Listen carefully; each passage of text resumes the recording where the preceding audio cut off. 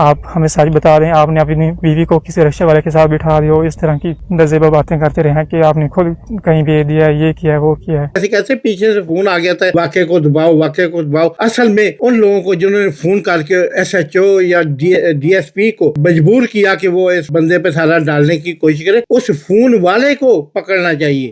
السلام علیکم ویورز، آپ دیکھ رہے ہیں مطلوب ڈائچ آفیشیل اور میں مطلوب ڈائچ آپ سے مخاطب ہوں۔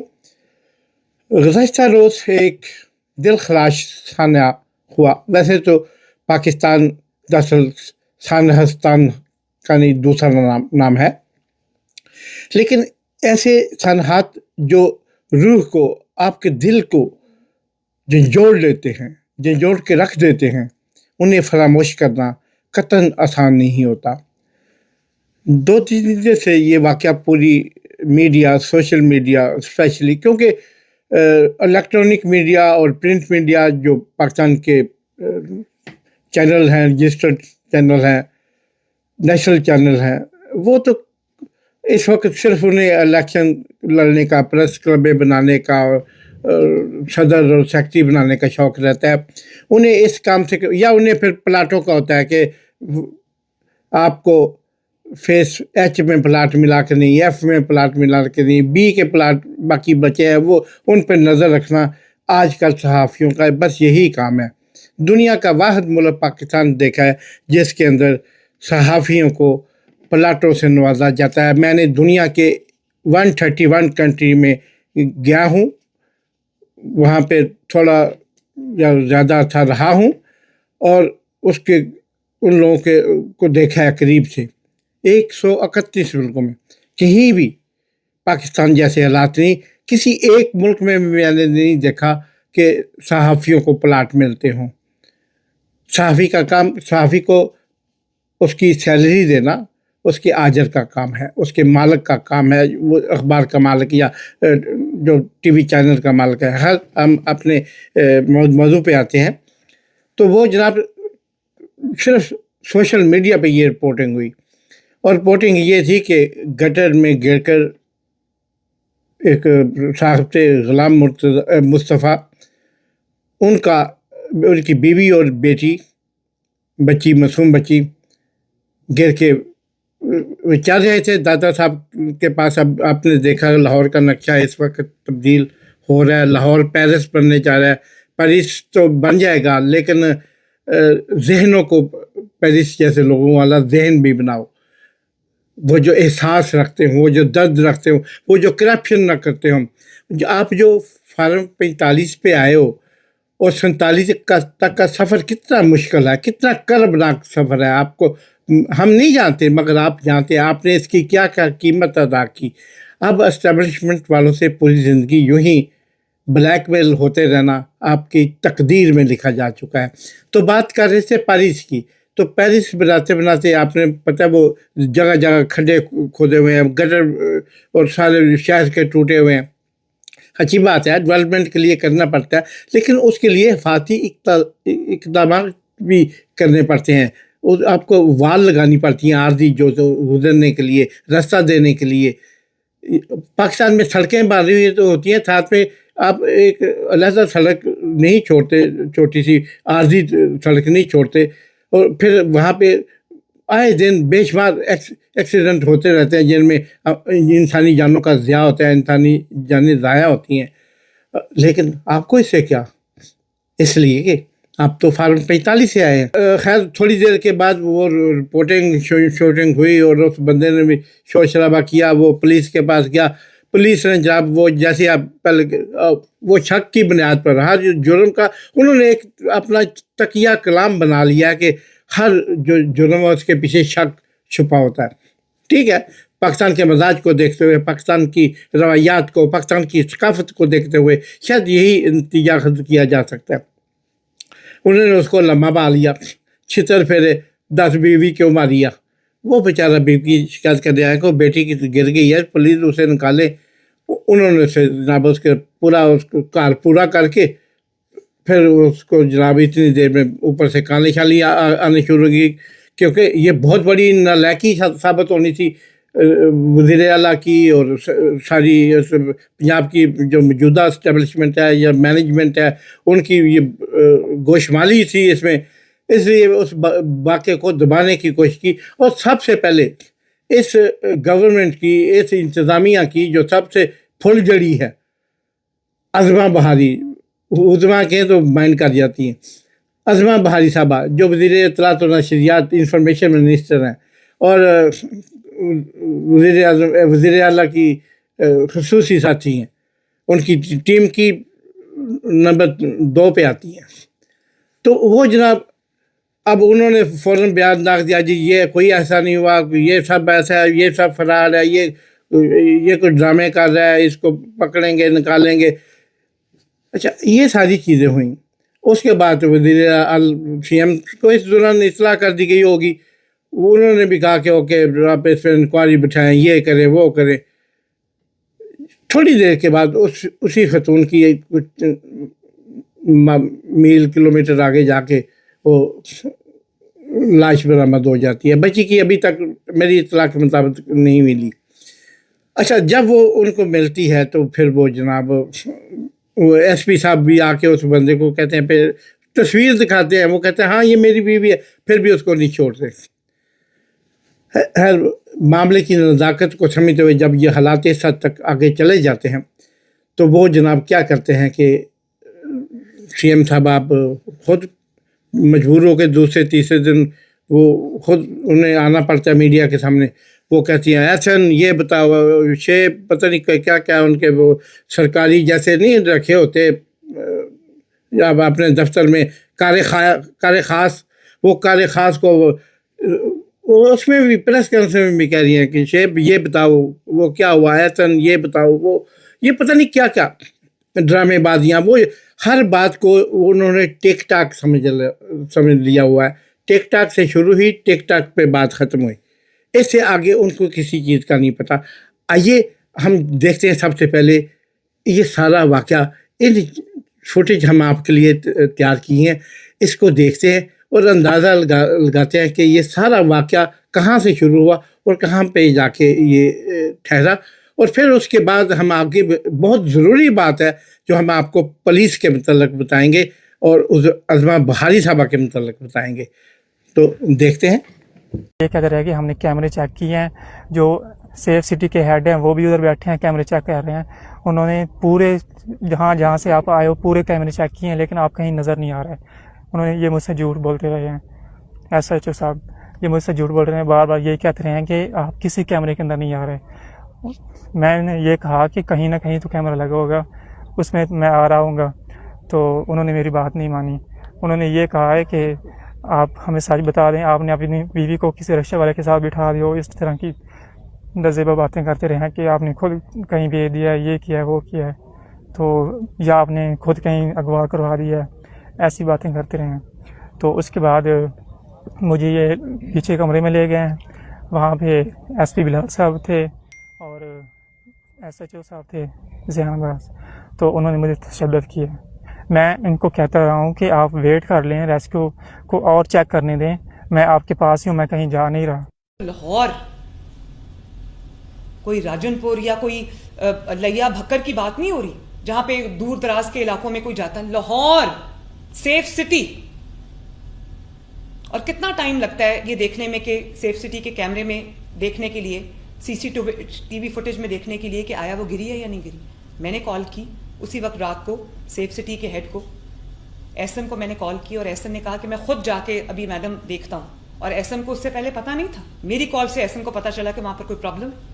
ایس ایم خود گیا وہاں پر، جا کے انہوں نے خود میرے سامنے وہ سی سی ٹی وی فوٹیج دیکھی اور انہوں نے کہا کہ میڈم لگتا نہیں ہے کہ کوئی اور چیز ہوئی ہے، لگتا ہے کہ وہ جینوئنلی ڈچ میں گری. کیونکہ 7:30 تک کی فوٹیج آپ کے پاس ہے اور اس کے 2 منٹ بعد جو ہے وہ 1122 کو کال جاتی ہے. تو 2 منٹ کے اندر کوئی مار کے نہیں پھینک سکتا کسی کو. 2 منٹ کے اندر یہ ضرور ہو سکتا ہے کہ آپ لوگوں کی نااہلی اور نالائکی اور غفلت کی وجہ سے کوئی گر کے اپنی اس کی نہ صرف اس کی جان گئی، اس کی 10 ماہ کی بچی کی بھی جان گئی. آپ لوگوں کو دیکھ کے خدا کا خوف نہیں آتا؟ اور ایک ایک جگہ کے لیے 10 ادارے ہیں لیکن رسپانسبل کوئی بھی نہیں. सीएम बार बार एक बात कह रही, बार बार स्ट्रेस कह रही, किसी वजह से कर रही है ना. ये होता है फिर अगर स्ट्रेस ना. और ये पंजाब है, यहां एक एक जान कीमती है, इंसान की नहीं जानवर की भी जान कीमती है. ये वो जगह नहीं है जहां पे खुदा ना खास्ता कोई गिर जाए मर जाए.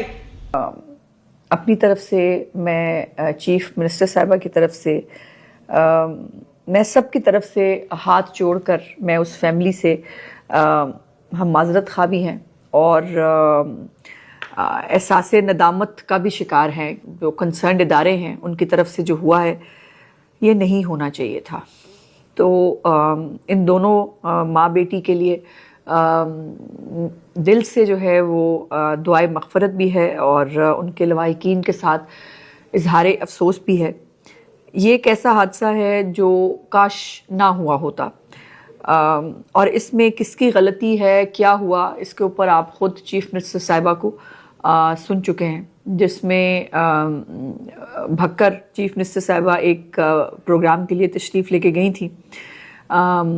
जिस रात ये वाक़या हुआ अगली सुबह कोई वो पहले से प्लान था. दरियाए फरात के किनारे अगर कुत्ता मरेगा तो हजरत उमर रिस्पॉन्सिबल होंगे, तो वजीर आला कैसे रिस्पॉन्सिबल नहीं होंगे. ये जो गटरों के ढक्कन है, मैं रोज रात को बैठ के चेक करती हूँ कि किस जगह जो है वो गटर का ढक्कन नहीं लगा, क्योंकि ये सिर्फ गटर का ढक्कन नहीं है. खुदा न खास्ता उसमें कोई बच्चा गिर जाए, कोई मोटरसाइकिल वाला गिर जाए या कोई एक्सीडेंट हो जाए तो कौन जिम्मेदार है.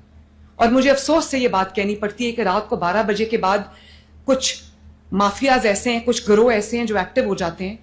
वो गदा गाड़ी के ऊपर पूरी फैमिली आती है और उनका काम ही यही होता है कि गटरों के ढक्कन हम लगाते हैं, वो रात को चोरी करते हैं. तो वो अब हम इसका भी कोई मरबूत निजाम बना रहे. पूरे पंजाब में एक जैसे गटरों के ढक्कन लग रहे हैं जो कोई नहीं उठा के बेच सकता. उनके ऊपर गवर्नमेंट ऑफ पंजाब की स्टैंप होगी. चोरी करने वाला और खरीदने वाला दोनों जो है वो अरेस्ट होंगे. क्योंकि मैंने आपको जैसे बताया कि ये गटर का ढक्कन नहीं है, ये किसी बच्चे की जिंदगी है. किसी माँ की गोद में जो बच्चा खेलता है ये उसकी जिंदगी का सवाल है. तो व्यूअर आपने देखे ये सारे हालात वाक़यात कि किस तरह ये सीएम साहबा ने और अज़मा बहारी साहबा ने और तमाम इसमें मुलव्वस जो अफराद थे उनके इस्तदलाल क्या है, वो ये क्या फरमा रहे हैं. और फिर ये सीएम साहबा एक कराची में चंद महीने पहले एक वाक़या हुआ था, तो सीएम साहबा ने कहा था कि ऐसे ही इससे मिलता जुलता.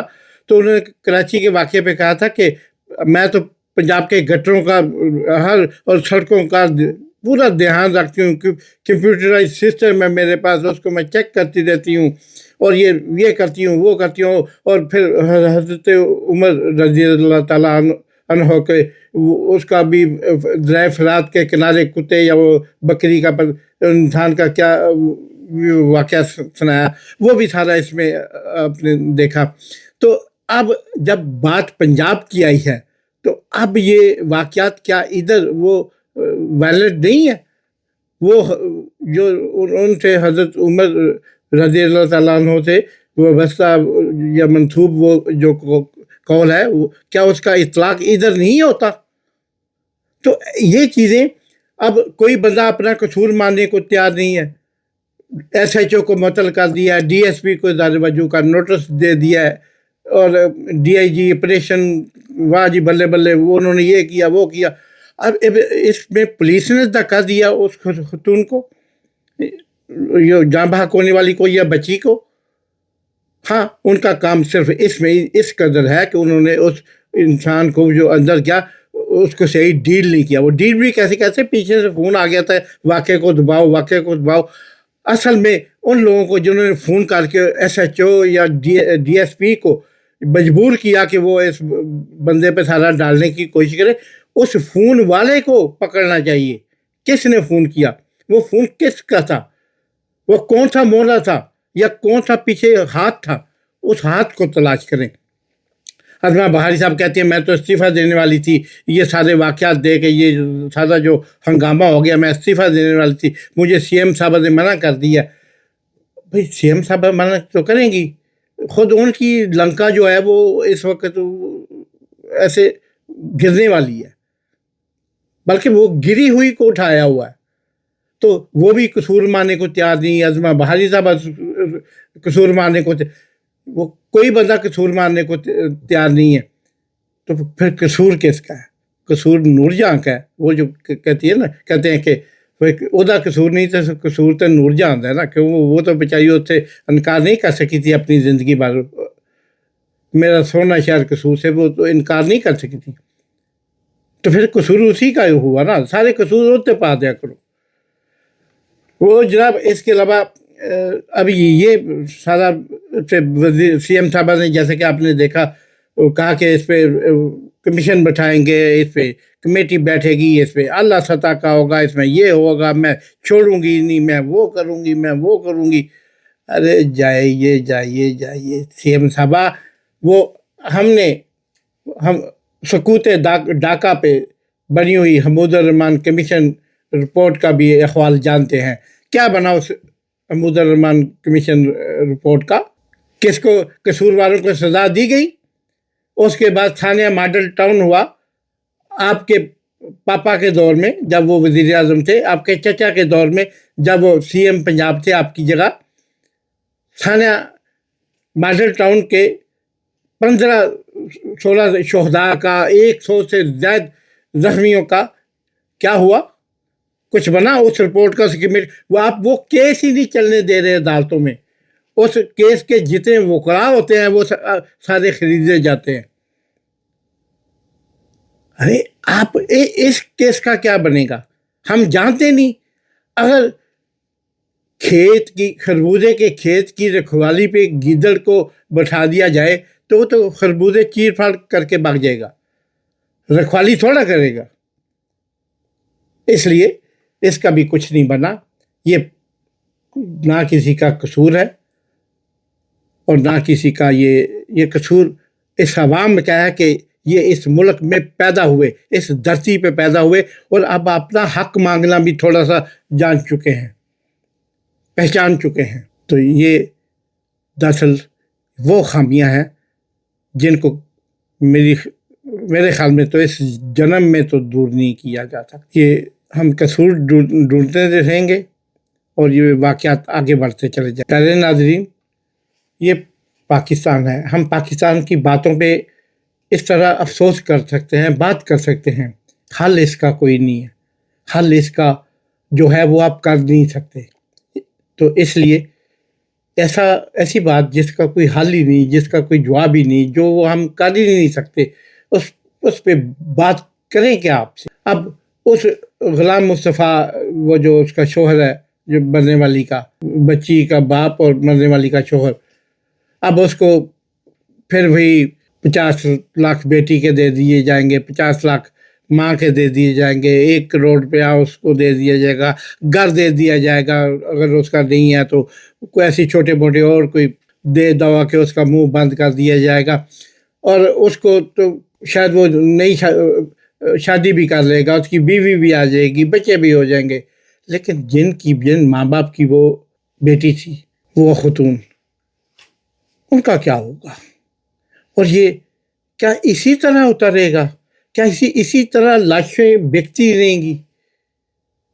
क्या इसी तरह लाशों को मंडी में ले जाके उनका जो है रेट मुकर्रर किए जाते रहेंगे, उनका मूल और भाव होगा? शर्म करनी चाहिए अगर कुछ बाकी है तो। आप देख रहे थे मतलूब उड़ाच ऑफिशियल।